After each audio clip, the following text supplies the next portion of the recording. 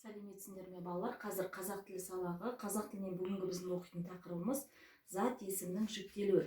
Яғни балалар, берілген кез келген зат есімді жіктеуге болады екен. Мысалы, жәнегі бізге берілген сөз оқушы деген сөз, осы оқушы деген сөзді жіктеп көреміз.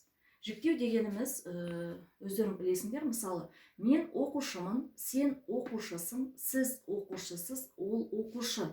Бұл жердегі мен оқушымын дегенде, қарап тұрсаңдар, балалар, мына жерде мын деген жалғау, яғни мын, мен, пын, пін, бын, бін жалғаулары бұл бірінші жақта жалғанады екен, жәнегі жіктеу кезінде.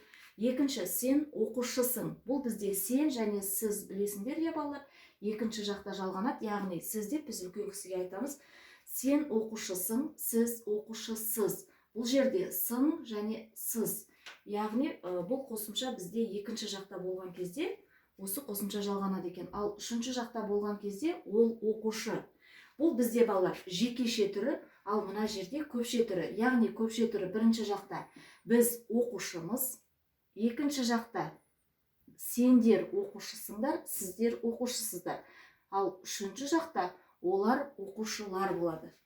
Бұл жәнегі зат есімнің жіктелуі. Жіктелуді балалар тәуелденумен шатастырмауымыз керек. Тәуелдену ол менің оқушым, сенің оқушың. Яғни кез келген затты өзіне меншіктеу, тәуелдеу. Ал мынау бізде жіктеу. Сондықтан балалар, жіктеу мен тәуелдеуді шатастырмаймыз.